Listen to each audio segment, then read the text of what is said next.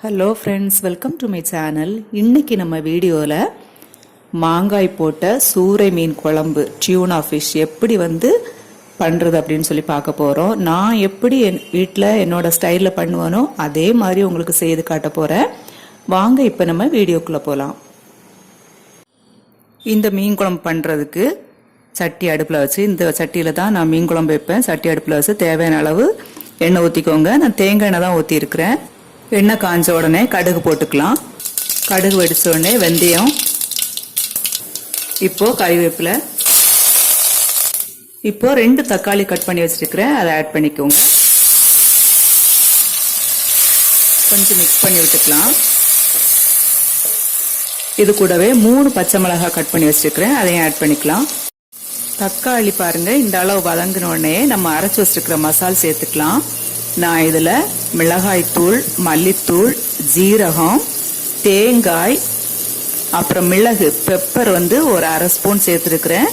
அது கூடவே சின்ன வெங்காயம் ஒரு 10 சின்ன வெங்காயம் வதக்கி, எண்ணெயிலே வதக்கி இது கூட சேர்த்து அரைச்சி எடுத்துருக்கிறேன். நீங்களும் இந்த மாதிரி எடுத்துக்கோங்க. வீடியோ லெந்தியாக போகுங்கிறதுக்காக உங்களுக்கு நான் அதை காமிக்கலை.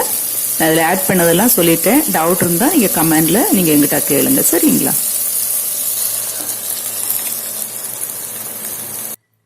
கொஞ்சம் மிக்ஸ் பண்ணி விட்டுக்கிட்டு இன்னும் நமக்கு தேவையான அளவு தண்ணி சேர்த்துக்கலாம்.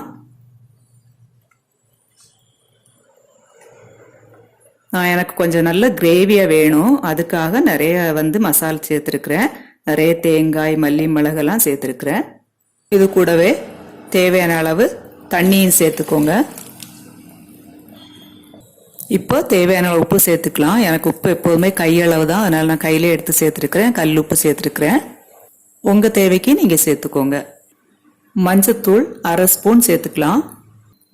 பாருங்க இந்த அளவு கொதிச்சு மசாலோட பச்சை வாசனை போனோடனே நம்ம கழுவி வச்சிருக்கிற மஞ்சள் தூள் போட்டு கழுவி வச்சிருக்கிறேன் இந்த மீன் பீசஸை சேர்த்துக்கலாம். நான் இன்னைக்கு டியூனா ஃபிஷ் தான் எடுத்துருக்கிறேன். சூரை மீன் தலை பீஸ் எல்லாமே சேர்த்துருக்கிறேன். தலை பீஸ், டியூனாவில் தலை பீஸ் ரொம்ப நல்லா இருக்கும், எல்லாருக்கும் பிடிக்கும். எங்கள் வீட்டில் எல்லாருக்கும் பிடிக்கும், அதனால நான் அதையும் சேர்த்துருக்கிறேன்.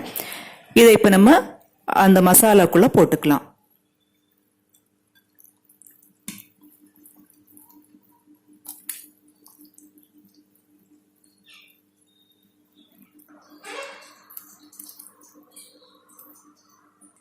எல்லாம் போட்டதுக்கப்புறம் பாருங்க இந்த மாதிரி ஒரு தடவை மிக்ஸ் பண்ணி விட்டுக்கோங்க.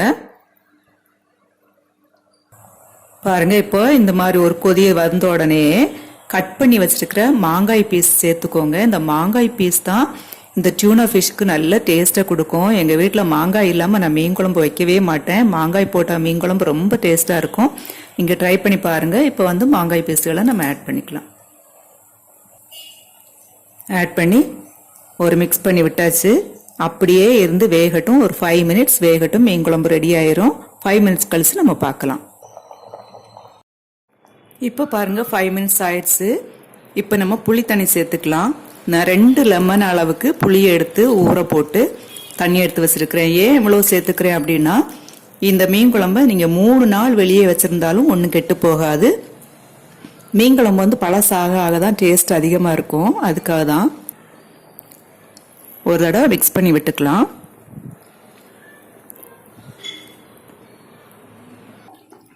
இப்போ பாருங்க மீன் குழம்பு நமக்கு ரெடி ஆயிடுச்சு. நிறைய கிரேவியும் இருக்கு. சேர்க்க வேண்டியது எல்லாமே சேர்த்தோம். நம்ம கடைசியாக நம்ம ஒரு தடவை தாளிச்சு விட்டுக்கலாம், இன்னொரு தடவை தாளிச்சுக்கலாம். அப்போ டேஸ்ட் ரொம்ப நல்லா இருக்கும். கறிவேப்பிலை, இப்போ இதை மீன் குழம்புல ஊற்றிக்கலாம்.